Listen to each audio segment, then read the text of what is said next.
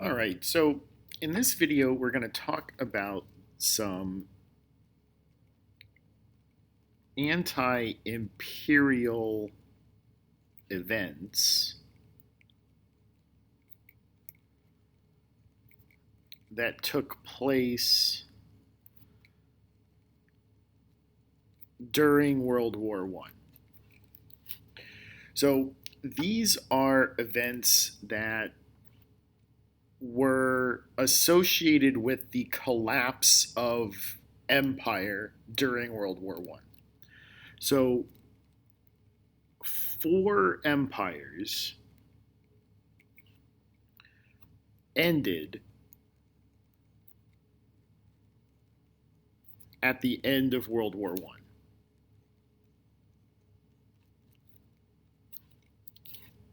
So, these are the German Empire, the Ottoman Empire, the Austrian Empire, and the Russian Empire. Now, we'll spend some time talking about the Russian revolutions, which ended the Russian Empire, in a subsequent video.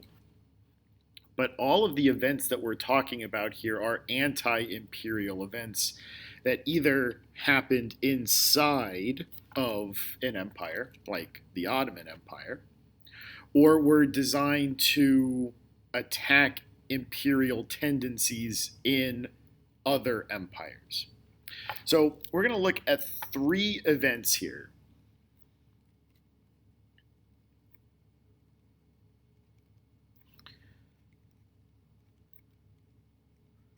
that were anti-imperial, meaning that they're going against the idea of empire.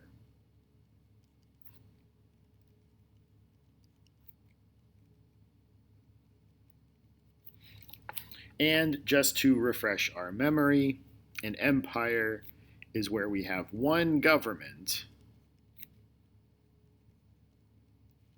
in charge of many nations. Okay, so we're going to look at three events. These three events are the Armenian Genocide,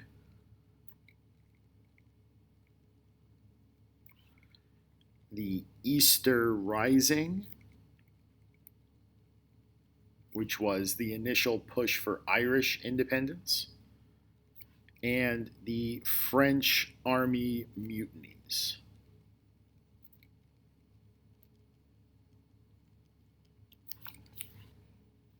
So we'll just dive into the first one, which is the Armenian Genocide.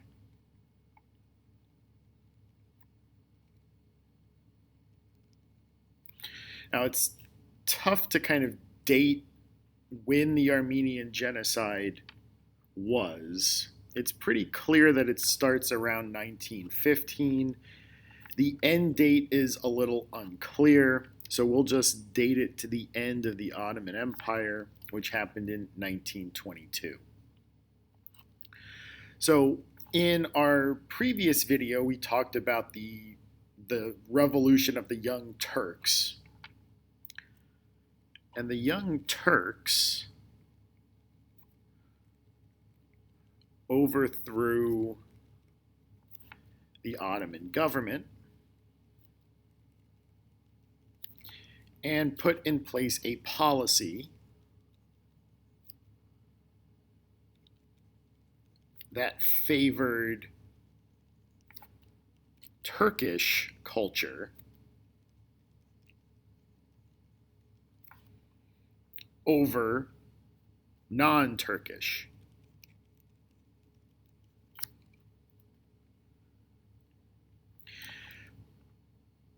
So one of the groups that was especially targeted by these new policies that favored Turkish people over non-Turkish people were the Armenians. So the Armenians were a Christian minority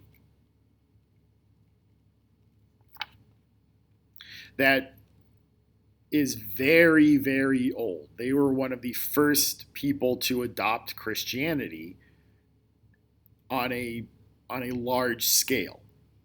So they have been Christian for almost thousands of years by this point. So they are a Christian minority, and they had been controlled by the Ottomans since around 1500. Now, the Ottomans, up until 1908,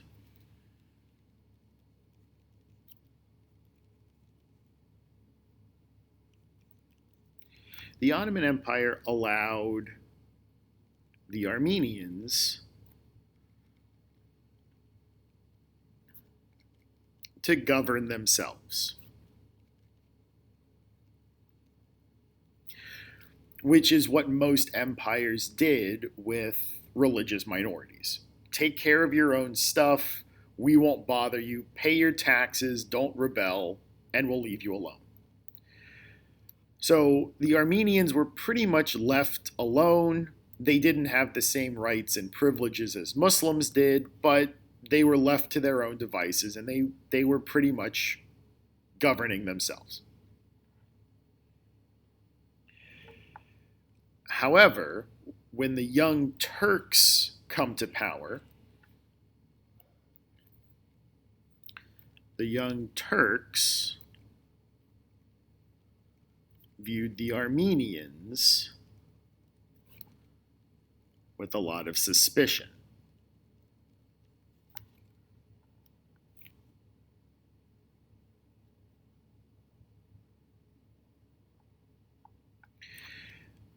And this got worse after the war started. In 1915, the Ottomans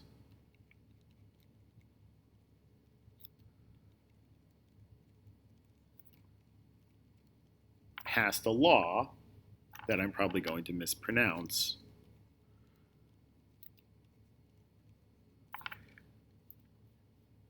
It looks like the Tahir Law. And what the Tahir Law said was that anyone could be arrested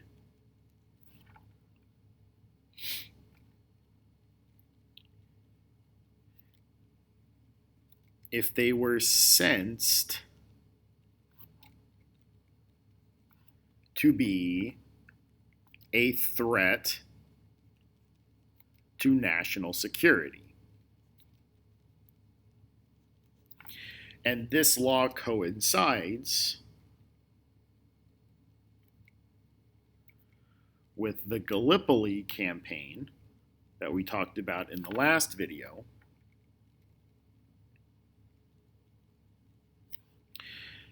and the Armenians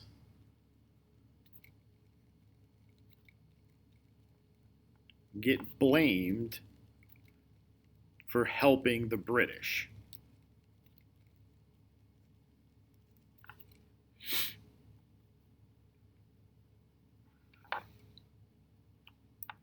And so starting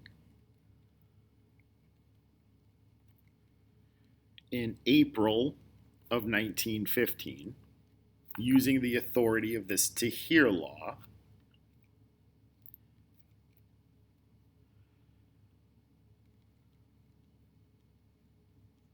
prominent Armenian leaders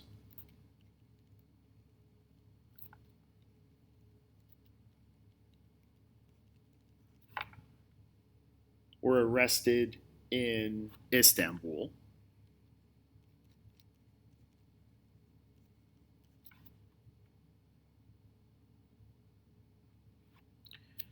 And then throughout the rest of the war,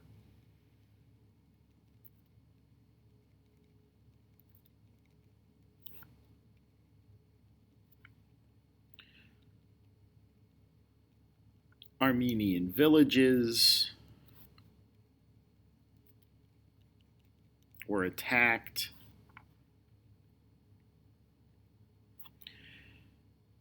And survivors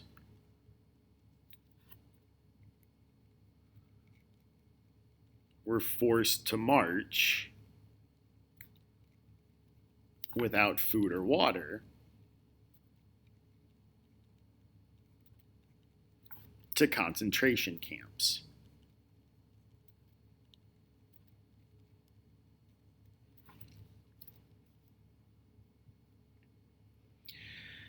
The total number of Armenians who were killed in this first instance of genocide in the 20th century, the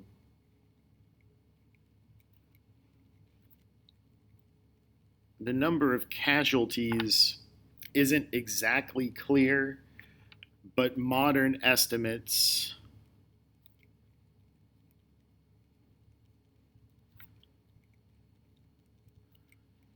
put it at around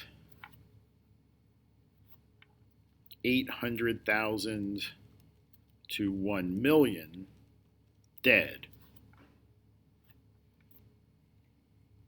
Or put another way, about 50%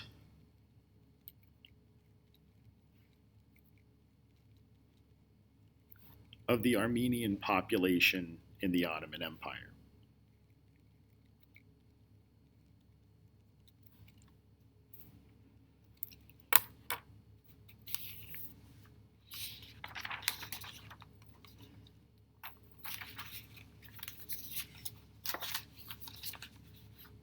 Now, the genocide ended, well, I won't say it ended, it slowed down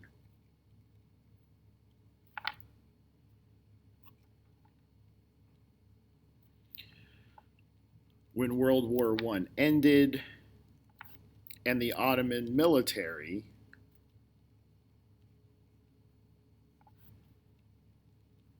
was demobilized.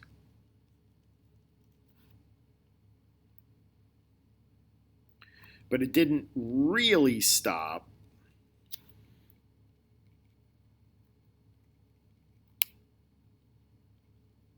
in 1922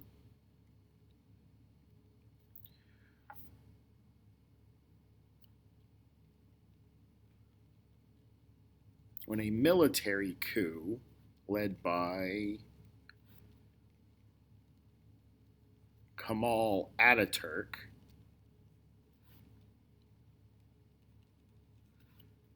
created the modern state of Turkey.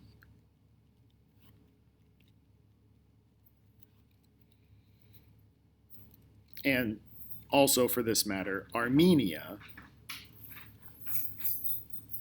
is independent after the Paris Peace Conference.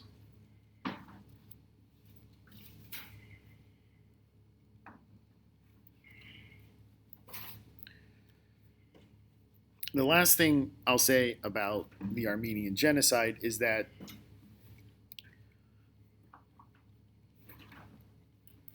while Ataturk stopped the actual violence, a lot of his grand plans were funded by the confiscation of Armenian property.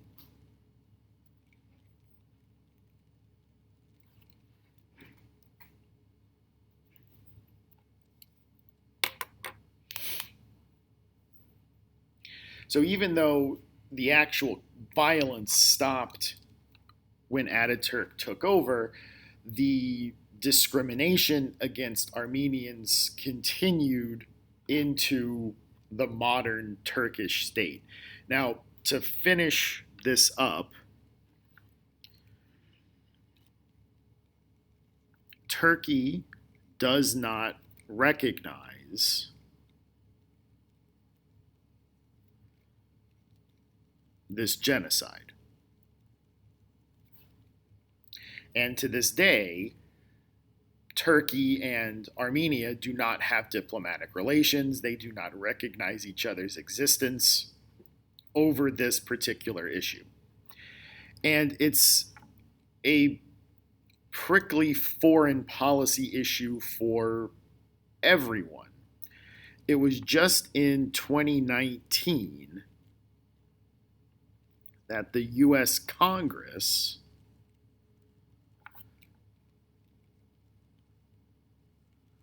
recognized the genocide.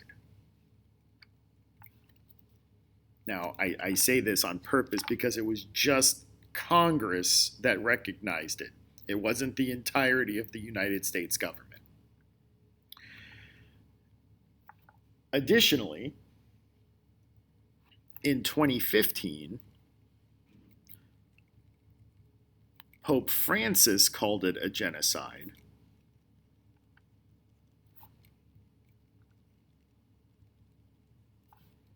And he was labeled a crusader by the Turkish government.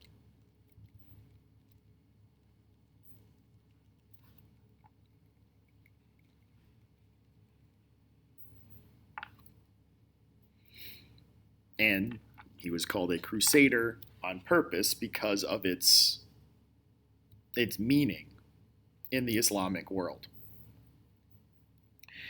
And even modern conflicts reflect what was going on in the Armenian Genocide. So the modern conflicts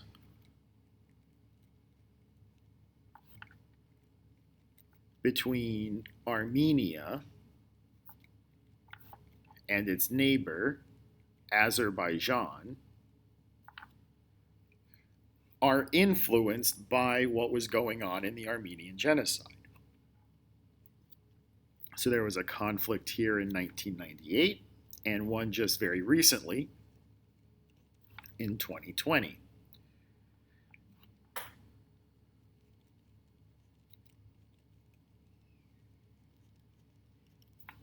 So Armenia and Azerbaijan, who is a very close ally of Turkey, continue this struggle. All right, so next up is the Easter Rising. And this happened in 1916. So suffice it to say,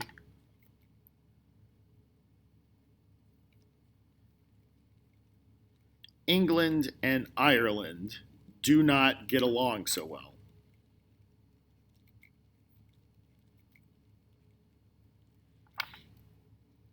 And we can go all the way back to Oliver Cromwell as to why England and Ireland do not get along. In 1916, Ireland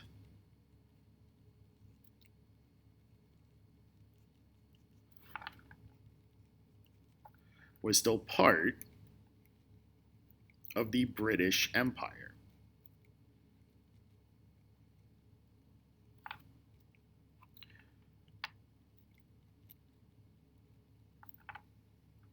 But Irish patriots saw World War I as a great distraction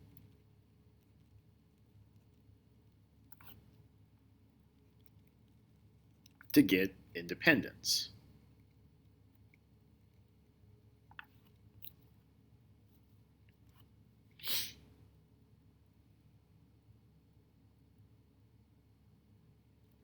So on Easter Sunday, which was a day chosen because most of the British authorities would be busy going to church, so on April the 24th, 1916,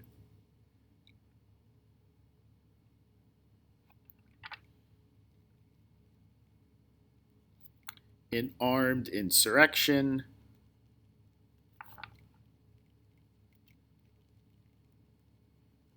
was launched in Dublin to get independence.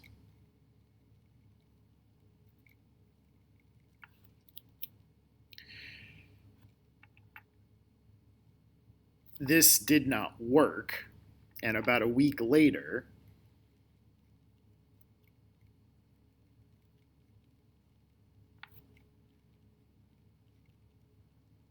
it was crushed, and all the leaders were executed. But that didn't stop anything. This was just the first step. So in 1918, the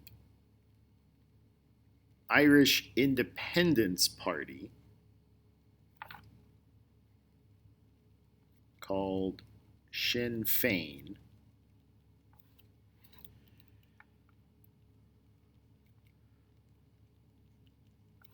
won seats in the British Parliament.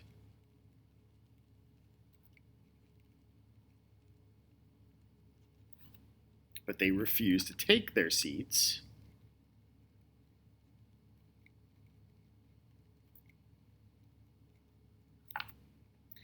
and declared Ireland independent.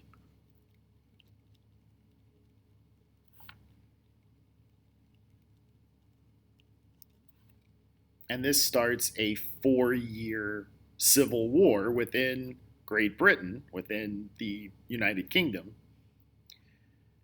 about the future of Ireland. So between 1918 and 1922,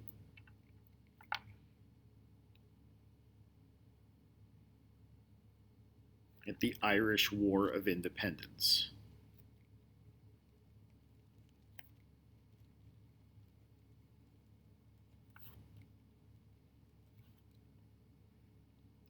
And basically, the war ended in a ceasefire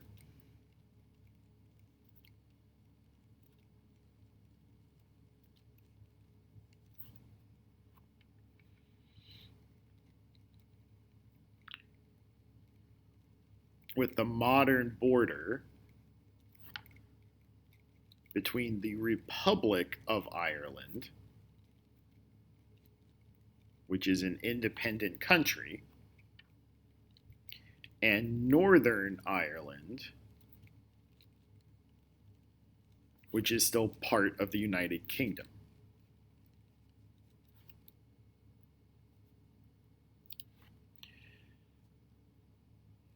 This did not end the violence, however, and the violence continued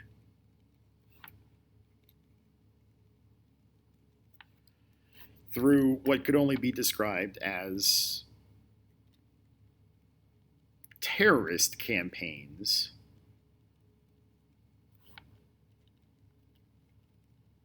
to force the other side to give up. And this is known kind of ironically as the Troubles. A very British way of saying dueling terrorist campaigns. Now, the Troubles ended in 1998 with the Good Friday Accords.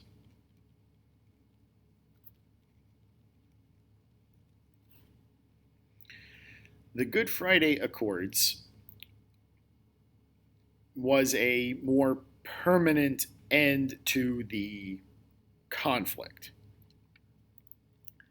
The Good Friday Accords said that both sides, to put it more simply, they kind of agree to disagree.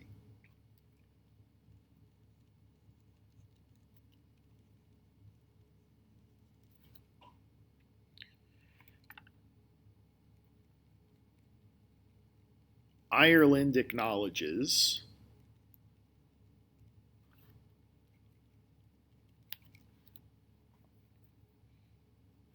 that the people in Northern Ireland, the Northern Irish, want to be part of the United Kingdom. The United Kingdom acknowledges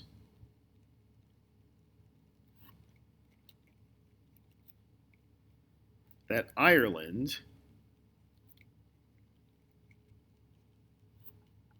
wants to be unified.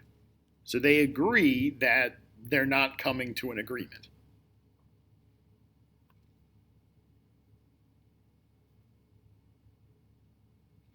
It also said that a person could be a citizen of both countries. You could be an Irish citizen and a British citizen. Now, more recently, Brexit has made this very difficult. And the reason is that the Good Friday Accords forbid a hard border between Northern Ireland and the Republic of Ireland.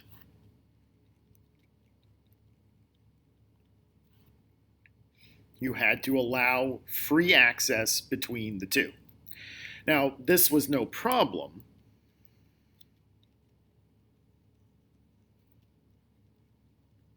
when the UK was in the EU, because Ireland is in the EU and Great Britain is in the EU, and there are no physical borders between any members of the EU. You can travel freely once you're inside the EU. We'll talk about that more when we get to talking about the European Union. But now that the UK is out of the EU,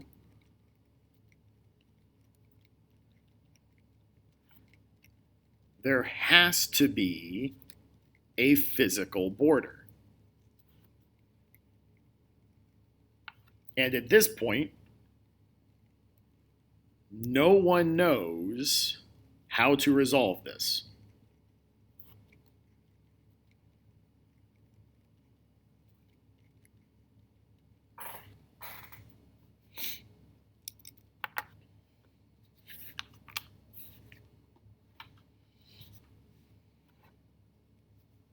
Okay, I'm going to flip the paper over real quick just to finish up the video and talk about the French Army Mutinies. There's not a whole lot to say about them, but I do want to include them in this video. So if you need to finish whatever you're writing right now, hit pause and finish writing. Okay, I'm going to assume that you hit pause and finished writing because I'm going to flip this paper over just to finish what we're doing. So the last one of these anti-imperial events were these French Army Mutinies.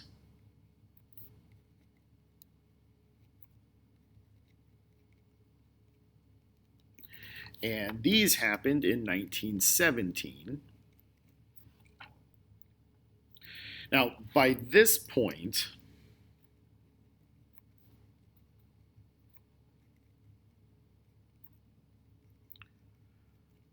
World War I had been going on,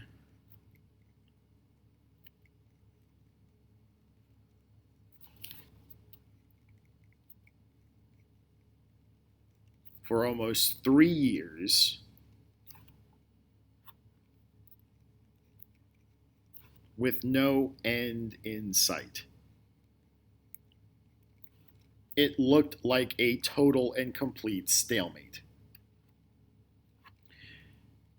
And the French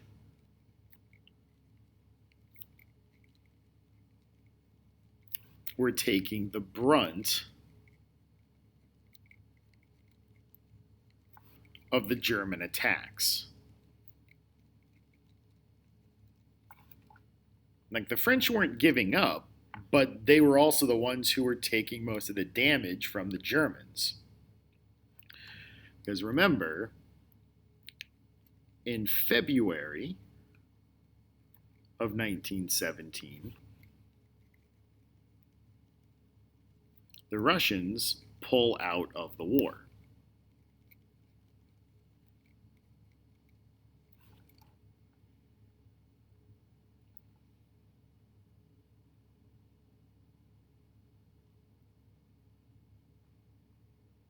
Or they hadn't pulled out of the war just yet, but the revolution had just happened and things were unstable.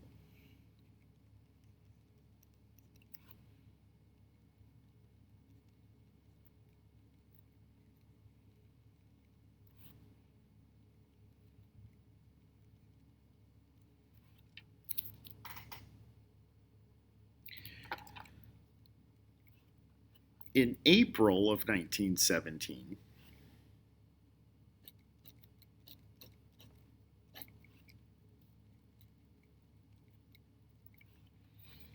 the United States declared war. And the French assumed that they would come over right away.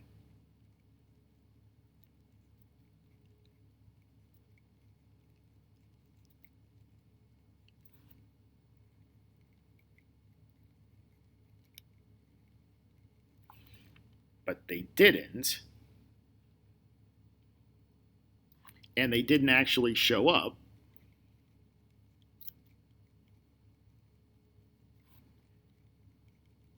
until the beginning of 1918.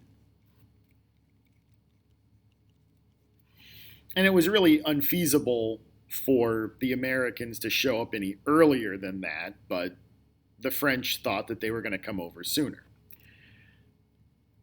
And over the year of 1917 into 1918, when the Russians did pull out of the war,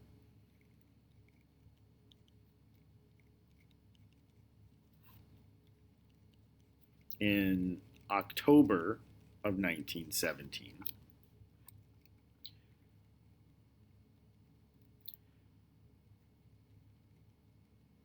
Russian soldiers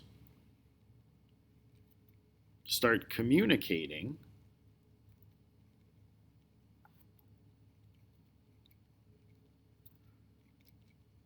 with their French counterparts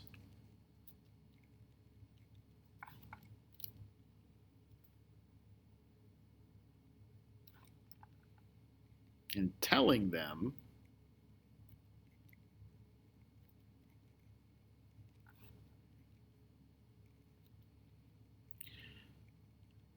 that they're being exploited by capitalist interests.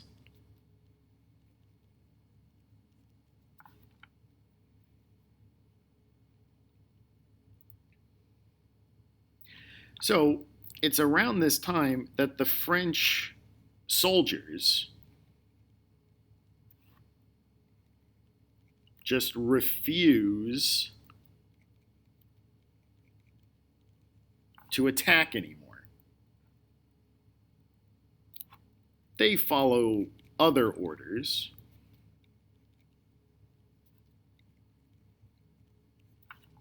but they just refuse to attack. They don't want to fight anymore. They're not willing to die if the Americans are going to come over and help them.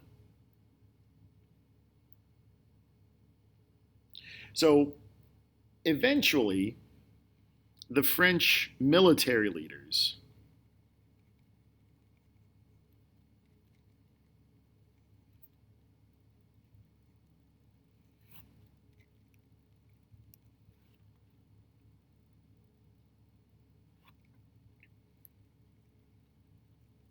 convince the soldiers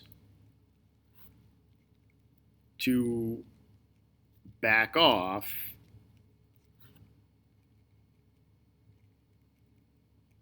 with the promise of kind of lenient punishments and fewer attacks. Basically, they just waited until the Americans showed up.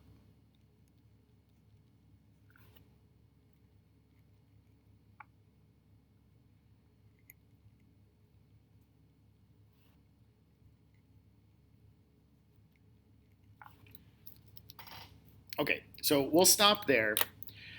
In the next set of videos, we're going to talk about the end of the war. So we'll talk about the Paris Peace Conference, and we'll also talk about the various Russian revolutions that will start in 1905, but then continue into 1917, which will pull the Russians out of World War I and start the Soviet Union.